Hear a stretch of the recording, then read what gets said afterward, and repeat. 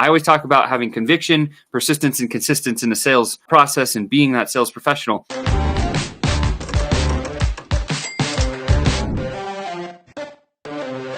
Good morning, Sales Ascender. I hope you're having a great week. It is awesome. I'm here in Colorado, and it is snowing like crazy outside. I can't even believe it. In fact, here, check this out. Quick sneak peek. You can see there is a ton of snow out on the ground today, which is crazy. Anyway, I'm grateful to be back for another high-ticket tune-up today. I hope you're having a wonderful day, and here is a great one. By the way, if you get any value out of this thing, make sure and smash that like button, subscribe to the channel, and just, man, I'm great to be here with you today. Here we go. Today, Jamie asks this. She says, Sean, how many touch points with a prospect make sense before a deal should close? Well, that's great question, isn't it? We always want to know, how can we close deals faster? How can we close deals more often? Like, what is the recipe for success? The true answer is it really depends by the business. And so before I dive into this, I want to share a quick story about like dating, because I think a lot of people misinterpret what they do with clients and prospects. And literally everybody tries to go for the jugular a little bit too soon because they're anxious. And it puts you in this place called commission breath, where you're breathing. You're like, hey, I got to get this deal. I got to get this deal so I can make some money. People can sense that. They can feel it, right? So when you first started dating, think back to when you met your spouse or your significant other or whoever. Now, like when I started dating Melissa, I just finished an indoor soccer match. And I remember I came home and my buddy Pete calls me and he says, hey, man, let's go to the bar. And I'm like, okay, cool. So we went to a country bar and love country music. And so I started doing some country dancing and we went to this bar and we went across the way. And then I saw her and I was like, oh my gosh, she's like the most beautiful thing I've ever seen on earth.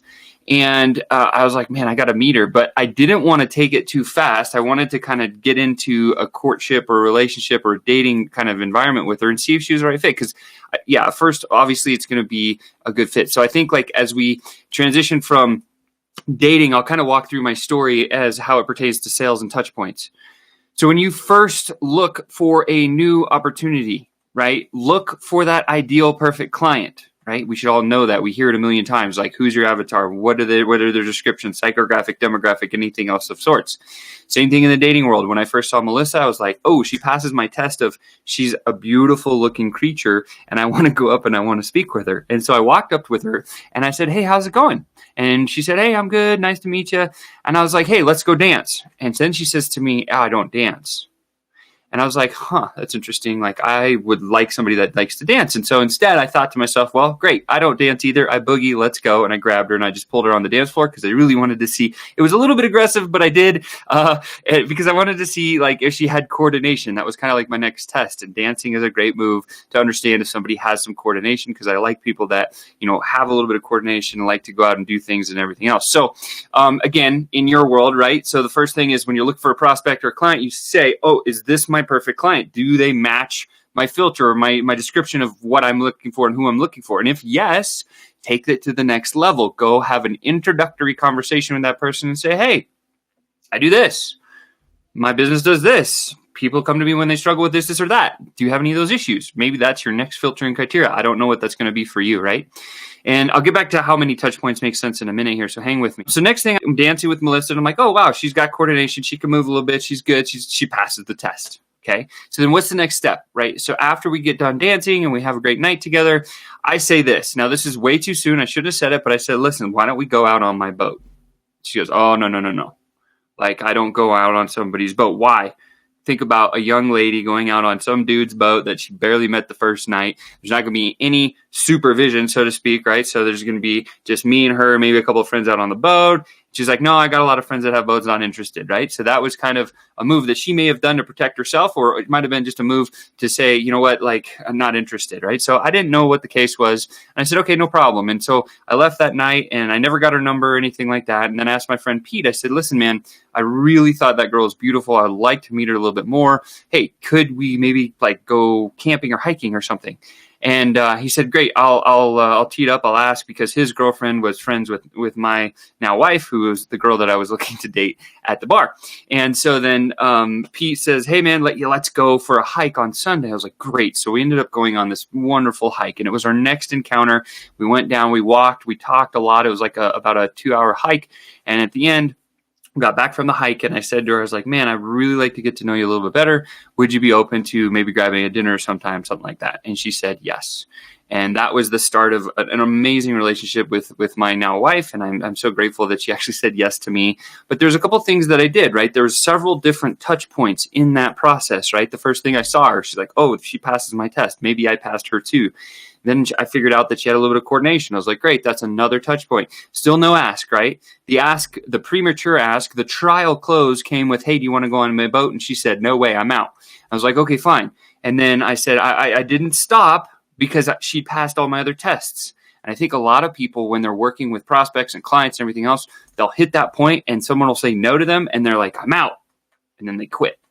And unfortunately, too much business is lost because people aren't persistent. I always talk about having conviction, persistence, and consistency in the sales process and being that sales professional. And so if you don't have the persistence to, there's a book that's written that says go for no, because the real selling doesn't start until you get the first no. So let's go back to touch points. Now you've heard this little bit of a story and how I met my wife. What's critical about this is people on social media. There's so many people that are going after business.